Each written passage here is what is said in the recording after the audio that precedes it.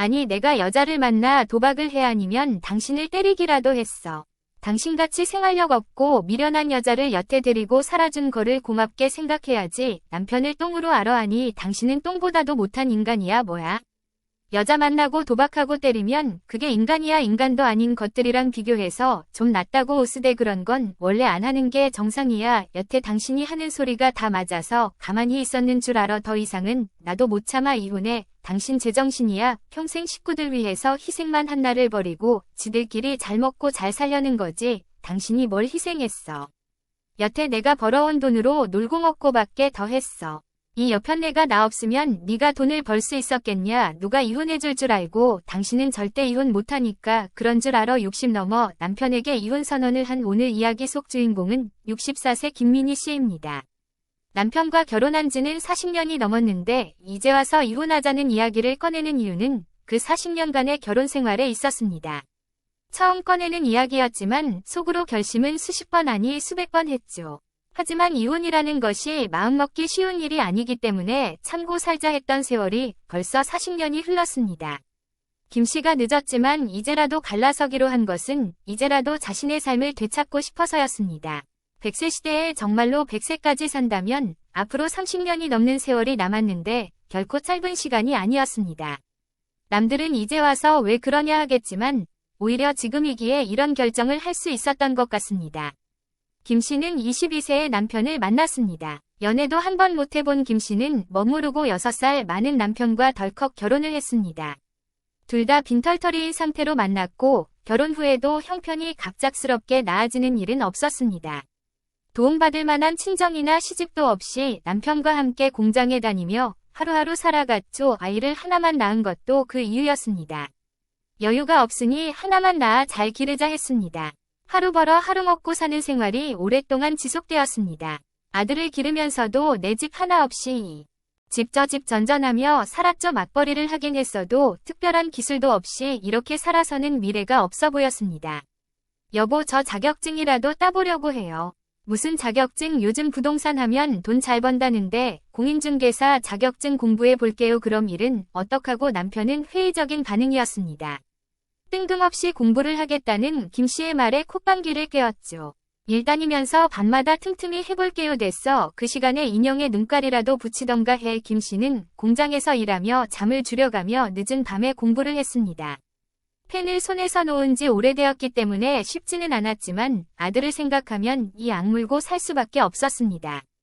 가난이란 대물림 되는 것이기 때문에 여기서 자신의 삶을 바꾸지 않으면 자식도 자신들과 똑같은 삶을 살게 될까봐 무서웠습니다. 거봐 내가 하지 말라고 했지 무슨 놈의 공부를 한다고 지랄이야. 지랄은 김 씨는 첫 해에 시험에 떨어졌습니다. 그리고 남편은 김 씨가 공부했던 책들을 베란다에서 태워버렸죠. 내년에 다시 보면 돼요. 그걸 왜 태워요? 다시는 이딴 짓 하지 말고 일이나 더 해. 남편은 김 씨와 다른 곳을 보고 있는 듯 했습니다. 매일 공장에서 12시간씩 일하는 삶을 변화시켜 보고자 하지 않았죠. 김 씨는 그날부터 남편 몰래 공부를 해서 다음 해에 공인중개사 시험에 합격하게 되었습니다. 그리고 김 씨가 부동산을 차리게 되면서 남편도 공장을 그만두었습니다. 처음부터 잘된 건 아니었지만 큰 부자는 아니더라도 이전보다는 훨씬 먹고 살 만해졌습니다. 그리고 육체적으로도 훨씬 덜 힘들었죠. 당신은 거기서 그렇게 말하면 어떻게 외요? 수수료를 지금 당장 달라. 그래야지 내일 주겠다고 한다고 냉큼 알았다. 그래 사정이 그렇다는데 그리고 아는 사람이잖아요. 알든 모르든 무슨 수를 써서라도 단락을 해야 될 거 아냐. 이렇게 사람이 미련해 남편은 부동산 뒤쪽에 있는 작은 방에 이불을 깔고 대부분 낮잠을 잤습니다. 그러다 바깥에서 들리는 대화를 듣고는 참견을 하곤 했죠. 공장에서 일할 때는 이렇게 하루 종일 붙어 있을 일이 없었지만 부동산을 차린 뒤에는 24시간 동안 함께 있게 되었습니다. 그리고 남편이 시간적 여유가 생기고 몸도 힘들지 않다 보니 그때부터 김민희의 피를 말리는 것을 취미 삼은 듯 했습니다. 수년간 그런 생활이 지속됐죠. 그리고 아마 이때부터였던 것 같습니다. 김민희가 이혼이라는 단어를 떠올리기 시작한 것이 말이죠. 언한데 요 앞 호프집에 와 있거든. 얼른 데리러 와. 남편은 비는 시간을 술로 채웠습니다. 각종 모임들을 나가며 밤마다 술을 마시고 들어왔습니다. 그럴 때면 늘 전화를 걸어서 데리러 오라고 했죠. 차로 데리러 오라는 소리는 아니었습니다. 집 앞 호프집까지 걸어와서 데리고 가라는 말이었죠. 상훈이도 데리고 와 자는 애를 왜 깨워요 뭐 하나밖에 없는 아들놈이 잠이나 퍼질러 자느라 애비가 부르는데 안 와 정신은 익숙한 한숨을 내쉬었습니다. 한번 강짜를 부리기 시작하면 대화가 되질 않았습니다. 원하는 대로 얼른 해줘야 그나마 괴로움이 빨리 끝이 났습니다. 상훈아 아빠가 데리러 오라 그러신다 얼른 일어나 봐 고등학생이 된 아들을 깨우는 김민희의 마음도 편치 않았습니다. 바로 어젯밤에도 한바탕 난리를 치는 바람에 제대로 잠도 못 잔 아들이 오늘은 일찍 쓰러져 자고 있었으니 말이죠. 아들은 좀처럼 깨어나질 못했는데 그러다 보니 시간이 지체되었습니다. PPP 현관 비밀번호를 입력하는 소리가 들리자 김민희의 어깨가 펄쩍하고 뛰었습니다. 이놈의 여편네가 남편 말을 무시해 애미가 그러니까 아들도 아버지 무서운 줄 모르지 제 발로 들어온 남편이 고함을 질렀습니다. 그러자 깨어나지 않던 아들도 눈을 번쩍 떴습니다. 분위기가 심상치 않았습니다. 이 여편네 어디 갔어 안 나와 김민희와 아들이 방에서 나가자 숟가락이 날아왔습니다. 이것들이 남편을 똥으로 알고 애비를 똥으로 알아 지금 나가려고 했어요. 전화한 지가 언젠데 이게 돈 좀 번다고 사람을 무시해 제가 언제 무시했다고 그래요. 이것 봐 따박따박 말대꾸하고 상훈이 너희 놈의 새끼는 아버지 왔는데 인사도 안 하고 서 있냐 오셨어요. 너희 놈의 새끼 성적표 가지고 와봐 여보 진정 좀 해요. 안 가지고 와 이것들 버릇을 오늘 고쳐놔야지 긴 밤의 시작이었습니다. 남편은 김민희를 때린 적은 없었지만 아들에겐 종종 손찌검을 했고 폭언을 일삼았습니다. 아들은 밤이 오는 걸 두려워했고 김민희도 마찬가지였죠. 어쩌다 이렇게 됐는지 먹고 살기 힘들었을 땐 이러지 않았는데 어떻게 형편이 비니 가정이 더 불행해진 것인지 몰랐습니다. 남편은 늘상 이렇게 김민희와 아들을 괴롭혔습니다. 그런 남편에게 반기를 들었던 적도 있었지만 그 뒤로는 오히려 더욱 괴로워질 뿐이었습니다. 그러다 보니 김민희도 아들도 남편에게 순응하는 수밖에 없었습니다. 그래야 그나마 조용히 넘어갔죠. 아들은 점점 말수가 줄어들었습니다. 웃음꽃이 피던 집도 남편만 들어오면 찬물을 끼얹은 듯했습니다. 김민희는 늘 생각했습니다. 아들이 졸업만 하면 이혼하자 졸업할 때까지만 내가 참자 주문처럼 외우곤 했죠. 그리고 아들이 수능시험을 보고 얼마 안 됐을 때였습니다. 공부를 잘했던 아들은 서울에 있는 대학에 붙었지만 남편이 원하는 기준에는 미치지 못했습니다. 그러자 집안은 살얼음판을 걷는 듯했죠. 너 이놈의 새끼가 여기서 뭐 하는 거야?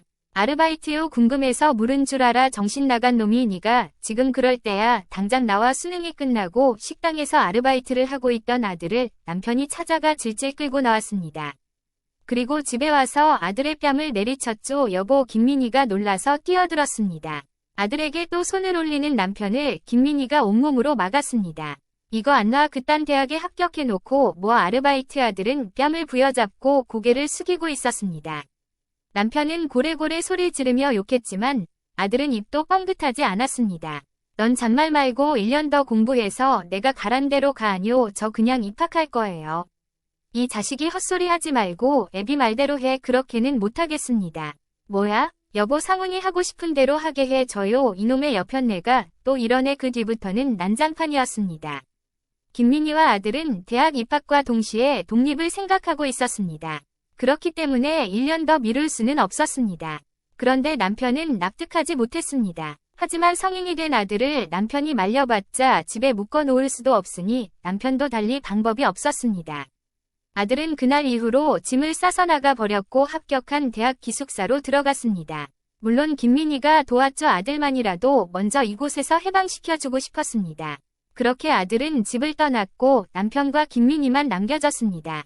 그리고 김민희도 남편을 떠나기로 마음먹었습니다. 그동안 아들의 졸업까지만 버티자 참아왔으니 드디어 때가 왔다고 생각했죠. 아들 때문에 상심한 남편은 그런 김민희의 속도 모른 채로 늘 그래왔듯 김민희를 괴롭게 했습니다. 하지만 김민희의 계획은 실행되지 못했습니다. 암이라고 그해 김민희는 유방암 3기 진단을 받았습니다. 갑작스럽게 발견된 암 때문에 집은 초상집 분위기였습니다. 서울에 있던 아들도 내려와서 울고불고 난리도 아니었습니다. 그런데 가장 혼이 나가 있는 것이 바로 남편이었습니다. 김민희 본인보다도 더 절망스러워했습니다. 암이라니 당신이 왜 아냐 괜찮아 치료하면 돼 걱정 마 별거 아니니까 김민희를 그토록 괴롭게 했던 남편이지만 가장 곁에서 챙겼던 것도 남편이었습니다. 방법은 잘못되었을지언정 그것은 부정할 수 없는 사실이었습니다. 그날부터 남편은 성심성의껏 김민희를 돌보았습니다. 영양제는 먹었어 아니요 이 여편네가. 좀 제때제때 챙겨 먹으라니까 그러네 깜빡했어요. 건강을 깜빡하는 사람이 어딨어. 김민희는 당분간 부동산 문을 닫고 쉬었습니다. 그리고 남편은 좋아하던 술도 줄이고 김민희의 건강을 챙겼죠. 김민희가 아프고 남편이 술도 줄이니 이전보다 평화로운 가정이 유지가 되었습니다. 그런데도 주변에선 입을 모아 말했습니다. 언니 유방암 걸린 거다. 남편 때문에 마음고생을 많이 해서 그런 거야. 마저 좀 괴롭혀서 참 인생사 기고하다. 이혼 안 하고 사는 게 용해. 얼마 전까지만 해도 분명 이혼하고자 마음먹었던 김민희는 그 계획을 미뤄야 했습니다. 이대로 이혼해서 나중에 자신이 잘못되기라도 하면 그 병수발을 아들한테 들으라고 할 수도 없는 노릇이었습니다. 혼자 투병을 하는 것도 두려웠고 말이죠. 차라리 이렇게 남편의 도움을 받는 것이 나은 결정인 듯 했습니다. 그리고 아들만 괴롭히지 않는다면 김민희는 참을 수 있었습니다. 수술은 잘 됐고 항암도 하며 김민희는 건강을 되찾아갔습니다. 받았던 부동산도 다시 열게 되었습니다. 남편은 한동안 달라진 듯 했습니다. 하지만 아들이 졸업하고 결혼도 하고 가정을 꾸리면서 남편의 간섭은 다시 시작됐습니다. 아들이 손주들을 데리고 자주 오게 되니 말이죠. 집에 사람을 잘못 들이면 집안이 풍비박산 나는 거야. 여자가 잘못 들어오면 망하는 거라고 남편이 며느리를 보고 한 말이었습니다. 아버지 내가 틀린 말했냐. 네가 우리랑 같이 안 사는 것도 다 얘 때문 아니냐. 내가 왜 내 손주랑 같이 살지도 못하는 거냐. 그게 왜 이 사람 탓이에요. 남편은 아들이 결혼할 때 합가를 하고 싶어 했습니다. 그 문제 때문에도 서로 보내 안 보내 하며 마찰이 심했습니다.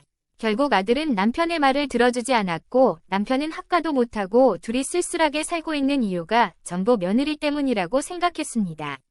그래서 특히나 며느리를 미워했습니다. 그동안 종종 며느리를 대놓고 타박하곤 했는데 그때마다 아들이 발끈하면 그런 아들을 며느리가 말리는 식이었습니다. 왜 그러는 거예요? 차라리 들어가서 자요. 당신도 똑같아. 아주 그냥 아버지 알기를 똥으로 알고 니들끼리 작당 모의해서 대들기나 하고 말이야. 제발 좀 왜 잘 사는 애들 붙잡고 그래요. 며느리는 밥 먹다 말고 울고 있었습니다. 그런 며느리를 보며 아들은 분노했습니다. 제발 좀 그만하시라고요. 지겨워 죽겠어요. 도대체 언제까지 이러실 건데요. 세월이 지나도 변하질 않으세요. 뭐 이놈의 자식이 애비한테 그게 무슨 말버릇이야. 여보 짐 챙겨. 아들은 밥 먹던 아이들을 일으켰고 며느리를 챙겨서 신발을 신었습니다. 너 이렇게 가면 이제 애비 안 보는 걸로 안다. 너희 집 살 때 네 엄마가 보탠 돈 그것도 다시 뱉어내. 그 2천만 원이요. 아버지가 그렇게 주지 말라고 하는 거 엄마가 주신 거잖아요. 그것도 그 돈 줬다고 엄마를 쥐잡듯 잡았죠. 2천만 원이요.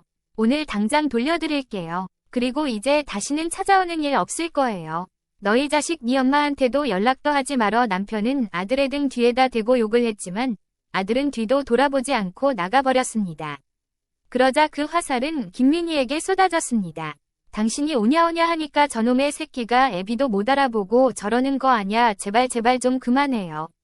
이 미련한 여편네가 누구한테 그만하래. 당신까지 나한테 덤벼. 김민희는 쓰러질 듯 가슴이 답답했습니다. 그동안 집안이 시끄러워지는 게 싫어서 김민희도 아들도 그저 남편이 하자는 대로 했고 잘못한 게 없어도 잘못했다. 다시는 안 그러겠다. 늘 먼저 사과하고 말았습니다. 그게 독이 되었던 것 같았습니다. 남편은 자신은 무조건 옳고 다른 사람은 무조건 그르다고 생각했습니다. 이번 일도 남편은 아들이 천하의 불효자라고 생각했죠. 아들은 집을 떠나고 2시간 뒤에 2천만 원을 김민희의 통장에 송금했습니다. 그 돈을 보는데 마음이 쓰렸습니다. 내가 왜 이렇게 살아야 하나 회의감이 들었습니다. 그날 이후로 아들은 정말로 남편에게 연락 한 번 하지 않았고 찾아오지도 않았습니다. 남편은 김민희가 아들과 연락을 하나 안 하나 눈에 불을 켜고 감시했습니다. 김민희는 예전에 남편과 이혼하지 않은 것을 후회했습니다. 암투병도 차라리 혼자 하는 게 나았을 것 같았습니다. 낳았던 암도 다시 걸릴 것 같은 스트레스가 찾아왔습니다. 엄마 저번에 그렇게 나와버려서 죄송해요. 이제는 정말 아버지 안 보고 살 생각이에요. 엄마도 그런 소리 들으면서 살지 마시고 맘 편히 좀 사세요. 이제 사무실에 혼자 있는데 아들에게 메시지도 왔습니다. 한참을 아들에게서 온 문자 메시지를 바라보고 있었습니다. 당신 뭐해 상훈이 그 자식이랑 연락하는 거지 외출했던 남편이 갑자기 나타나서 김민희의 휴대폰을 빼앗아 들었습니다. 이런 상놈의 자식이 이게 무슨 말이야. 이혼이라도 하라는 소리야. 내 이 자식을 가만히 안 둘 거야. 그러더니 들고 있던 김민희의 휴대폰을 바닥으로 내팽개쳤습니다. 쩍하고 휴대폰이 깨져버렸습니다. 이 여편네가 나를 속이고 몰래 연락을 해. 내가 절대 연락하지 말라고 했지. 살아생전 상훈이 그 자식 볼 생각 말라고. 그런 불효막심한 놈한테 뭐하러 연락을 해. 내 아들하고 내가 연락하는데 당신이 무슨 상관이에요. 뭐야? 남편은 당황했습니다. 생전 소리 지르는 법 없던 김민희였기에 놀랄만도 했죠. 김민희 눈엔 빨갛게 핏발이 서 있었습니다. 울분을 참을 수가 없었습니다. 제발 우리 좀 그만 괴롭히란 말야. 여편네가 내가 당신을 언제 괴롭혔다고 그래. 내가 뭐 여자를 만나냐, 도박을 하냐? 아니면 때리기라도 하냐? 나처럼 가족한테 희생하고 산 사람이 어딨다고. 똑같은 레파토리였습니다. 늘상 남편이 하는 말이었죠. 당신같이 생활력 없는 여자를 여태 데리고 살아준 거를 고맙게 생각해야지. 당신이 남편을 똥으로 알아. 김민희는 끓어오르는 화를 내뱉었습니다. 아니 당신은 똥보다도 못한 인간이야 뭐야? 바람피고 도박하고 때리면 그게 인간이야. 인간도 아닌 것들이랑 비교해서 좀 낫다고 오스대. 그런 건 원래 안 하는 게 정상이야. 여태 당신이 하는 소리가 다 맞아서 가만히 있었는 줄 알아. 더 이상은 나도 못 참아. 이혼해. 남편은 눈을 부릅뜨고 있었습니다. 김민희의 입에서 나오는 말에 놀란 듯했습니다. 할망구가 말 다 했어. 평생 식구들 위해서 희생만 한 나를 버리고 지들끼리 잘 먹고 잘 사려는 거지. 당신이 뭘 희생했어. 여태 내가 벌어온 돈으로 놀고 먹고 밖에 더 했어. 너 같은 게 나 없으면 돈을 벌 수 있었겠냐. 나 네가 이렇게 해라 저렇게 해라 잘 관리를 해줘서 번 돈이지. 아니 당신 없었으면 더 벌었어. 헛소리 하고 있네. 그리고 당신 안 걸렸을 때 그 병수발 누가 했어. 내가 했어. 이런 배은망덕한 여편네 김민희는 헛웃음을 지었습니다. 애초에 안 걸린 것도 당신 때문이잖아.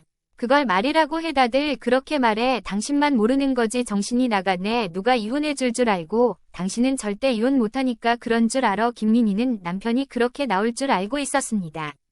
집안일도 집바깥 일도 모두 김민희의 몫이었기 때문에 그런 김민희가 없으면 살 수 없는 것은 남편이었습니다. 그러면 소송할 거야. 소송. 그래. 당신 사무실에서 매일 물건 집어던지고 욕하고 했던 거 CCTV에 다 찍혀 있어. 소송 가면 어차피 이혼해야 되는 거 여기서 끝내자. 그러면 조용히 이혼하면 지금 살고 있는 빌라는 그냥 당신이 가져. 재산도 나눠줄게. 그러자 욕을 퍼부으려던 남편이 멈칫했습니다. 김민희의 말대로 이대로 이혼을 하면 남편에게 남는 게 별로 없을 것 같으니 말이죠. 김민희는 사무실에 남편만 남겨둔 채로 나와버렸습니다. 나를 주겠다고 말했지만 그것을 주더라도 남편과 탈없이 이혼할 수만 있다면 손해보는 것이 아니라고 생각했습니다. 작은 빌라가 수억을 하는 것도 아니었고 김민희는 혼자 벌어서 혼자 쓰면 충분히 노후 대비를 할 수 있다고 생각했기 때문이죠. 정년이 있는 것이 아니기 때문에 앞으로 못해도 10년은 짱짱하게 일할 수 있을 것 같은 기분이었습니다.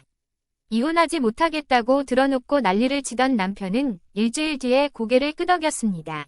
여기저기 물어도 보고 다녔겠죠. 그리고 지금 이혼해야 챙길 게 있다고 계산이 섰으니 알았다고 했을 것입니다. 그렇게 빌라를 자신의 명의로 넘겨받고 돈도 받고 이혼 도장을 찍어주었습니다. 지난한 싸움을 예상했던 김민희는 조금 허무하기까지 했습니다. 이렇게 간단한 일을 30년 넘게 못하고 살았던 것이 억울하기도 했습니다. 내가 당신 없이 못 살 줄 알아. 나중에 울면서 매달리지나 말아라. 미련한 여편네야. 남편은 정신없이 자신이 못 살 것 같냐며 떡볶거렸습니다. 집도 자신 것이 되었고 연금도 나오니 김민희가 없어도 충분히 살만할 것이라고 생각한 듯했습니다. 김민희도 속으로 똑같은 말을 되돌려주었습니다. 그리고 사무실을 뺀 돈을 가지고 다른 동네로 이사를 해버렸습니다. 남편에게는 어디에 사는지 알려주지도 않았습니다. 혼자 사는데 넓은 집은 필요가 없으니 방 한 칸 있는 작은 아파트로 들어갔습니다. 김민희는 기분이 이상했습니다. 이혼을 하면 죽는 줄 알았는데 죽기는커녕 더 편해지기는 했습니다. 6시면 눈 떠서 아침밥부터 차려야 했던 일상이 바뀌었습니다.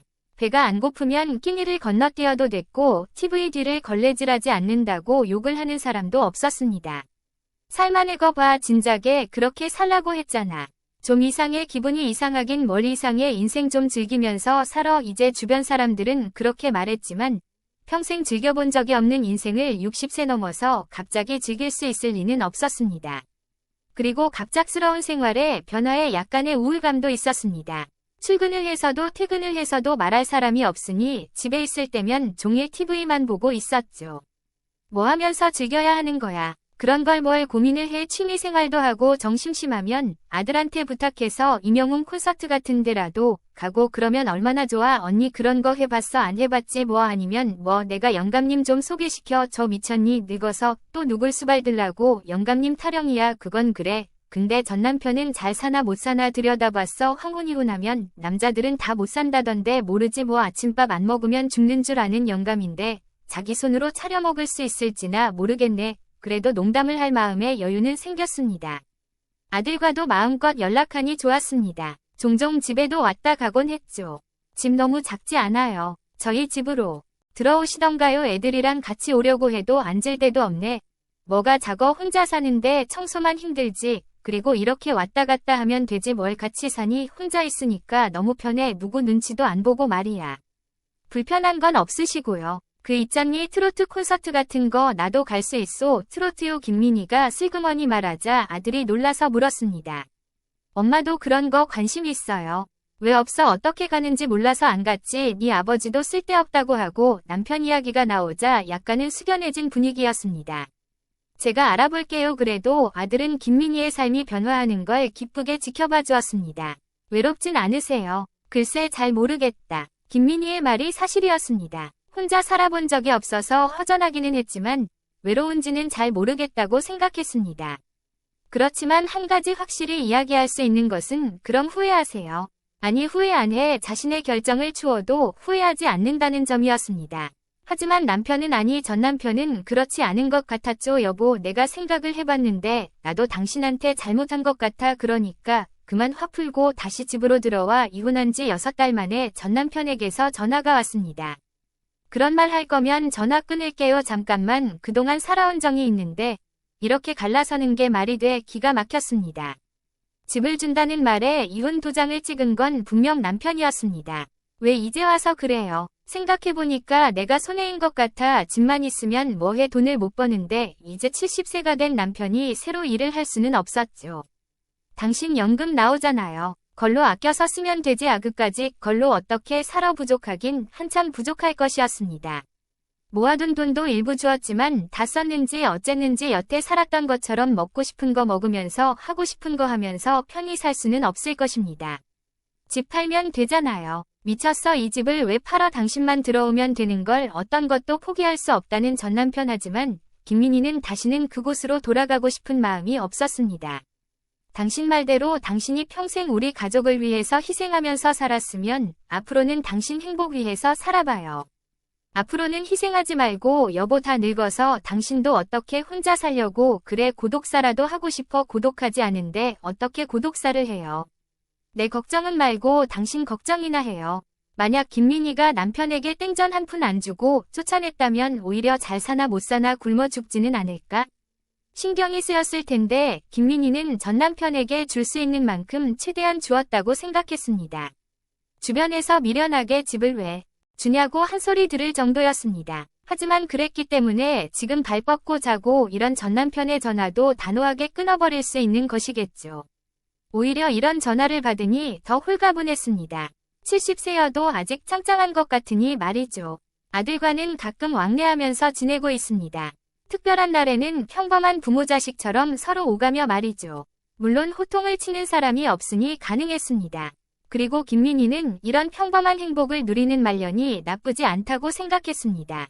친구도 만나고 자식도 만나고 집에서 혼자 있는 시간도 즐기고 아직까지 일하면서 돈도 벌고 그 돈은 오롯이 자신에게 쓰고 오히려 그동안 살아온 인생보다 더 이상적인 듯했습니다. 이제는 김민희도 남편이 아닌 아들이 아닌 자신을 위한 삶을 살기로 스스로 다짐했습니다.